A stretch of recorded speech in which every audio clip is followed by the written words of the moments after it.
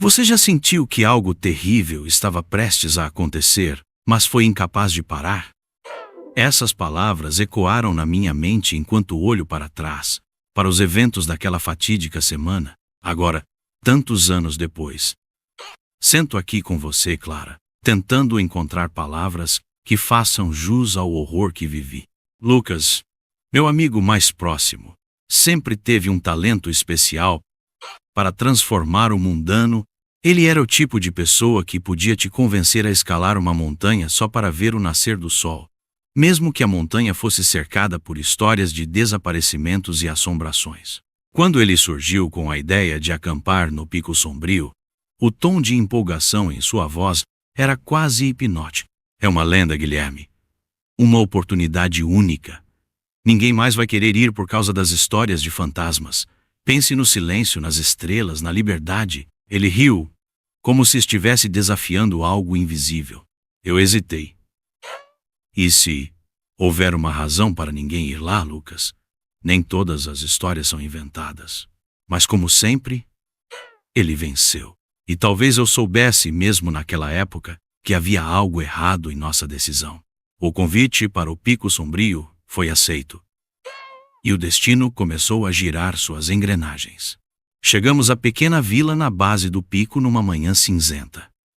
O céu parecia um manto pesado, anunciando que algo se escondia nas profundezas daquelas nuvens. A vila era uma coleção de cabanas antigas e pessoas ainda mais antigas, com olhos que pareciam carregar o peso de gerações. Quando mencionamos nosso plano de subir até o Pico Sombrio, as expressões de choque e desconforto eram inconfundíveis. Um dos moradores, um homem magro de mãos calejadas e olhos fundos, tentou nos convencer a desistir. Vocês são jovens demais para entender, ele disse, com a voz trêmula. O desconhecido nunca perdoa a arrogância. Lucas, porém, desconsiderou o aviso com um sorriso desafiador. São só histórias para assustar crianças, ele respondeu, jogando a mochila nos ombros. Primeiro motivo. O desconhecido nunca perdoa a arrogância. Conforme avançávamos pela trilha, comecei a perceber o quão diferente aquele lugar era de qualquer outro. A vegetação era densa, quase sufocante, como se a floresta não quisesse nos deixar passar. O ar parecia mais pesado. E o silêncio não era o silêncio tranquilo da natureza, mas um silêncio que parecia observar. Você está muito quieto, Guilherme. Lucas comentou, rindo. Está com medo das histórias de fantasmas? Eu sorri, tentando esconder meu desconforto. Só pensando nas palavras do velho da vila. Ele parecia realmente acreditar no que disse. Você precisa parar de ouvir superstição, respondeu Lucas.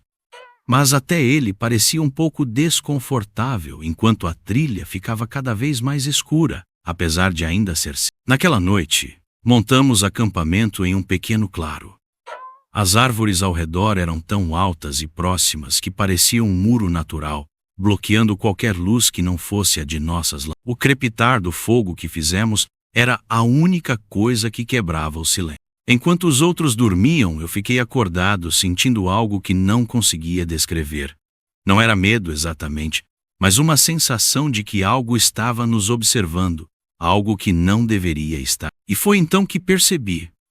Quando a floresta escurece, ela se torna um reino sem lei. Segundo motivo. Quando a floresta escurece, ela se torna um reino sem lei. Na escuridão absoluta, o mundo parecia perder toda a ordem que conhecemos. As árvores não eram apenas árvores. Eram sentinelas de um território desconhecido. E o vento não era apenas vento. Era um sussurro que parecia carregar histórias antigas, avisos que fomos tolos demais para ouvir. De repente, um som interrompeu meus pensamentos, algo se movendo nos arbustos. Peguei a lanterna, tentando iluminar a origem do barulho, mas não havia nada, apenas sombras, que pareciam estar mais perto do que antes. Você também ouviu? Lucas sussurrou ao meu lado, sua voz agora desprovida da confiança de antes. Balancei a cabeça, incapaz de falar. Porque naquele momento, eu sabia que o que estávamos ouvindo não era apenas o som da floresta, algo que queria que soubéssemos que estávamos sendo observados. Agora, sentado aqui com você, Clara, sinto que não importa o quanto eu descreva, Nunca conseguirei transmitir completamente o peso daquele. Mas você precisa entender. O Pico Sombrio não era apenas uma montanha. Era um lugar onde a realidade começava a desmoronar. Onde o desconhecido estava vivo e nós, Clara, éramos apenas visitantes tolos, tentando invadir um reino que não nos pertencia. Quando chegamos à base do Pico Sombrio, a primeira coisa que me chamou a atenção foi o silêncio. Não era o tipo de silêncio comum de uma floresta, preenchido por cantos de pássaros ou o farfalhar das folhas ao vento. Este silêncio era total, absoluto, como se o próprio ambiente tivesse prendido a respiração.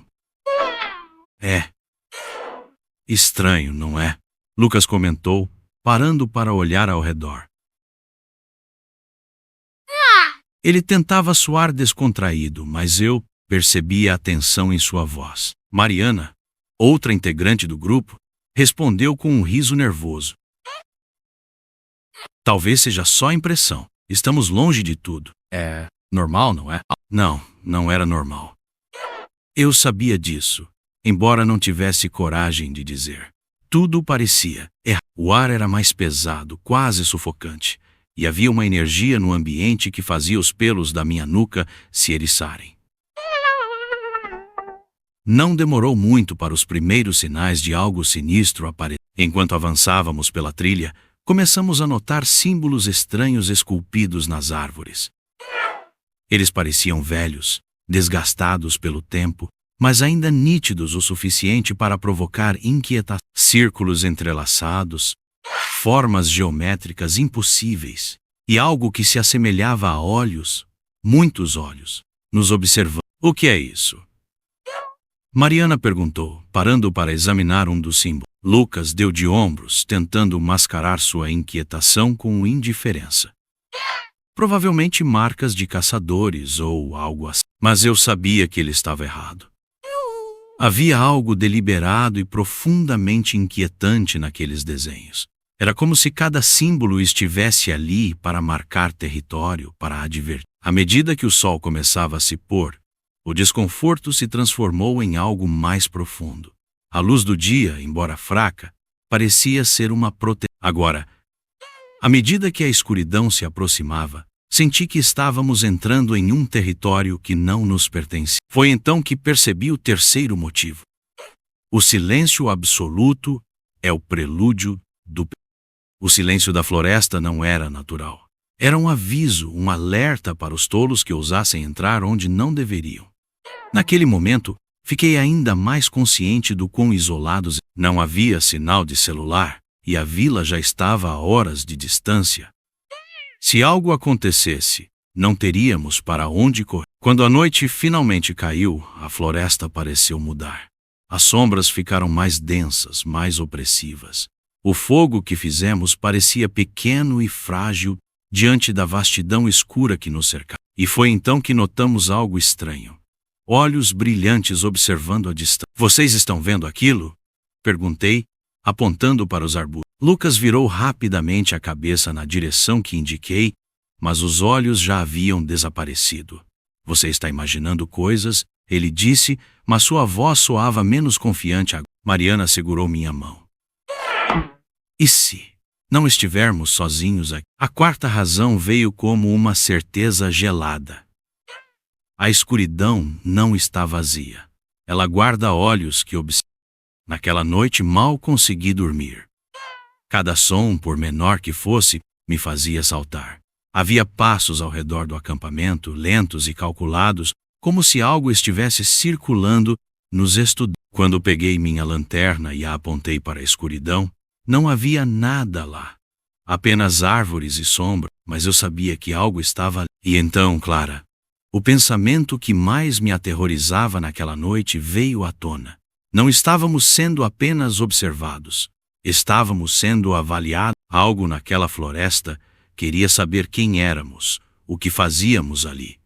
E, acima de tudo, quão vulneráveis éramos. No dia seguinte, ao amanhecer, Lucas tentou mascarar seu medo com piadas.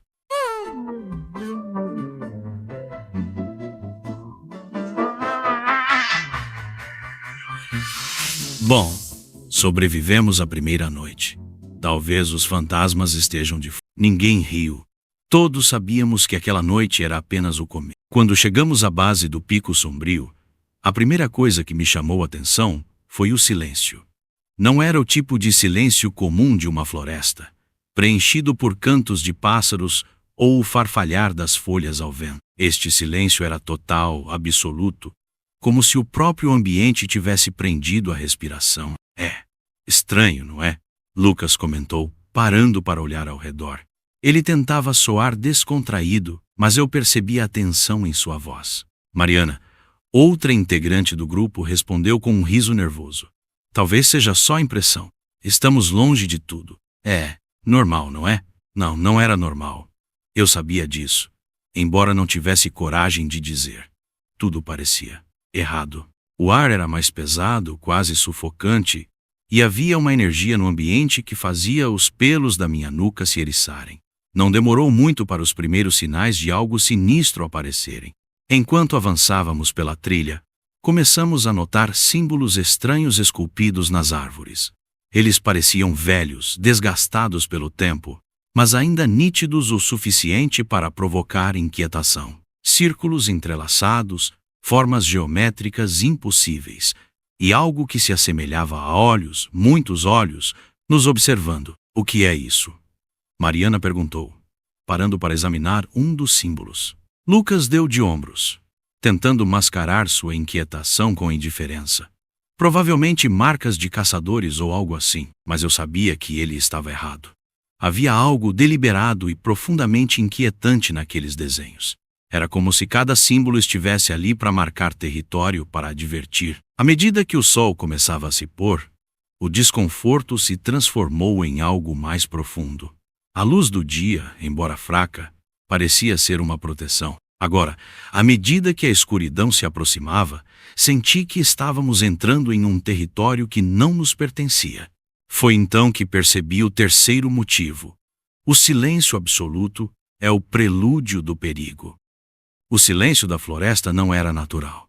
Era um aviso, um alerta para os tolos que ousassem entrar onde não deveriam. Naquele momento, fiquei ainda mais consciente do quão isolados estávamos. Não havia sinal de celular, e a vila já estava a horas de distância. Se algo acontecesse, não teríamos para onde correr. Quando a noite finalmente caiu, a floresta pareceu mudar. As sombras ficaram mais densas, mais opressivas. O fogo que fizemos parecia pequeno e frágil diante da vastidão escura que nos cercava. E foi então que notamos algo estranho. Olhos brilhantes observando à distância. Vocês estão vendo aquilo? Perguntei, apontando para os arbustos. Lucas virou rapidamente a cabeça na direção que indiquei, mas os olhos já haviam desaparecido. Você está imaginando coisas, ele disse, mas sua voz soava menos confiante. Mariana segurou minha mão. E se não estivermos sozinhos? A quarta razão veio como uma certeza gelada. A escuridão não está vazia. Ela guarda olhos que observam. Naquela noite mal consegui dormir. Cada som, por menor que fosse, me fazia saltar. Havia passos ao redor do acampamento, lentos e calculados, como se algo estivesse circulando nos estudos. Quando peguei minha lanterna e a apontei para a escuridão, não havia nada lá.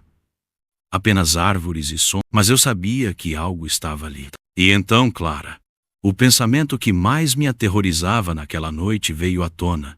Não estávamos sendo apenas observados. Estávamos sendo avaliados. Algo naquela floresta queria saber quem éramos, o que fazíamos ali, e, acima de tudo, quão vulneráveis eram. No dia seguinte, ao amanhecer, Lucas tentou mascarar seu medo com piadas. Bom, sobrevivemos à primeira noite. Talvez os fantasmas estejam de... Ninguém riu. Todos sabíamos que aquela noite era apenas o começo. Você pode imaginar o que acontece com a mente humana quando ela é forçada a encarar um terror que não consegue compreender? Não estou falando de medo comum, mas daquele tipo de horror primordial que destrói toda a lógica e confiança. Eu vivi isso. Depois que Lucas desapareceu, o acampamento tornou-se uma panela de pressão prestes a explodir. Mariana estava à beira de um colapso, chorando silenciosamente enquanto apertava um cobertor contra o peito, como se aquilo pudesse proteger. Lá. E eu Eu tentava parecer forte, mas meu coração batia tão alto que achei que poderia ser ouvido na floresta. Não demorou muito para perceber que algo naquelas árvores estava brincando conosco.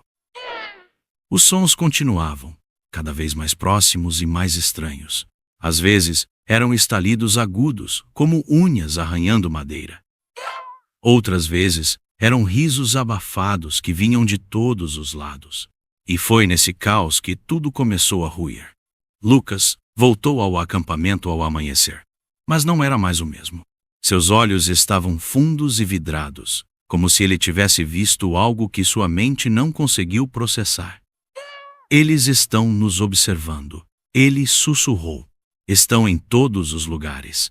Mariana correu até ele, tentando confortá-lo, mas ele a afastou com um movimento brusco. Não toque em mim, gritou, e sua voz ecoou pela floresta, mais alta do que deveria ser. Foi então que percebi o sétimo motivo para nunca se aventurar numa floresta isolada. A paranoia é tão mortal quanto o próprio predador. Lucas começou a se mover de um lado para o outro, murmurando coisas que não faziam sentido. Ele acusava Mariana de conspirar contra ele, de ter nos levado até ali como uma isca. E quando tentei intervir, ele me lançou um olhar de puro ódio. Você também faz parte disso, ele disse. As horas que se seguiram foram um teste à sanidade. Lucas estava armado com uma faca que havia tirado da mochila e não confiava em ninguém. Sua paranoia crescia a cada minuto, alimentada pelos sons e sombras que continuavam a nos cercar. O que quer que esteja lá fora está nos testando, ele dizia repetidamente. Está esperando que a gente perca a cabeça. Mas ele já havia perdido a dele. A floresta parecia amplificar nosso medo, como se fosse uma criatura viva que se alimentava de nossas emoções. O tempo parecia distorcido, e o silêncio entre os sons era quase pior do que os ruídos em si. Foi então que entendi o oitavo motivo. Na floresta, o mais forte é aquele que conhece o medo. Lucas desapareceu novamente naquela noite. Não sei se foi levado ou se fugiu, mas parte de mim sabia que ele não voltaria. Mariana e eu estávamos sozinhos agora, e o silêncio entre nós era tão pesado quanto a escuridão ao nosso redor. Ele está morto, não está? Ela perguntou, finalmente quebrando o silêncio. Eu não respondi. Não havia nada a dizer. A floresta não era apenas o cenário do nosso pesadelo. Ela era o próprio pesadelo, uma força viva e insidiosa que nos despedaçava lentamente. O terceiro dia foi o pior. Mariana começou a murmurar para si mesma, falando de sombras e olhos brilhantes.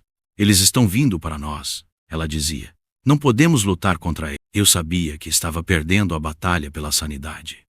Cada ruído, cada movimento nas sombras parecia um golpe direto contra minha psique. Mas eu também sabia que, se sucumbisse ao medo, a floresta venceria. Precisamos sair daqui, eu disse, mais para mim mesmo do que para Mariana. Mas no fundo, eu sabia a verdade. Não éramos mais os mesmos que haviam entrado naquela floresta. Algo em nós já havia mudado. Clara, eu soube naquele momento que algo dentro de mim estava prestes a se quebrar. Não porque eu estava sozinho. Não porque todos os meus amigos haviam desaparecido, talvez mortos, talvez piores, mas porque pela primeira vez eu entendi que havia forças no mundo que não podiam ser compreendidas ou enfrentadas. Começo assim porque quero que você entenda o terror que é olhar para o abismo e saber que ele olha de volta. Quando percebi que Mariana não estava mais lá, eu estava no limite. Sua voz, antes tão doce, agora era um eco distante na minha memória. Ela tinha se entregado à floresta ou à coisa que nos caçava. Não sei dizer. O que sei é que eu estava sozinho e que cada sombra ao meu redor parecia estar viva, observando, esperando. A fogueira que eu tentei manter acesa era inútil. A luz parecia encolher, como se fosse devorada pela escuridão ao invés de iluminá-la. Então, no silêncio mais opressor que já experimentei, ouvi, não um grito, mas um som gutural. Um sussurro que parecia vir de dentro da minha própria mente. Eu corri. Não sei dizer para onde ou por quanto tempo. Só sei que minhas pernas estavam pesadas, meus pulmões queimando e o medo me guiava. Era como se a floresta tivesse crescido ao meu redor, os galhos formando barreiras e os troncos fechando-se em um labirinto. Quando finalmente tropecei e caí, olhei para cima e vi. Não sei como descrever aquela coisa, porque minha mente parecia rejeitar sua forma, como se fosse um quebra-cabeça que não fazia sentido. Ela era alta e contorcida, como se tivesse sido esculpida pelo próprio caos. Seus olhos não brilhavam. Eles absorviam a luz, como buracos negros que me sugavam para um vazio sem fim. Por que vocês vieram? Sua voz sibilou, mas não era um som real. Era algo que reverberava dentro da minha cabeça, ameaçando me despedaçar. Lembro-me de tentar falar, mas nenhuma palavra saiu. Eu era um rato diante de um gato, impotente e desesperado. Mas então, algo aconteceu. Talvez tenha sido instinto, ou talvez puro desespero. Eu alcancei meu bolso e puxei algo pequeno, algo que havia esquecido que estava comigo. Acende, e a pequena chama pareceu momentaneamente confundir a entidade. Ela recuou, e eu aproveitei o momento para correr. Desta vez eu não olhei para trás. O caminho parecia se abrir diante de mim, como se a própria floresta quisesse que eu saísse. Mas sabia que não era misericórdia. Era outra coisa. Um jogo, talvez. Quando finalmente emergi da mata, o sol estava nascendo, e a luz do dia parecia surreal. Eu estava ferido, exausto e quebrado. Mas eu estava... O que eu não percebi imediatamente foi que algo havia mudado. Não na floresta, mas dentro de mim.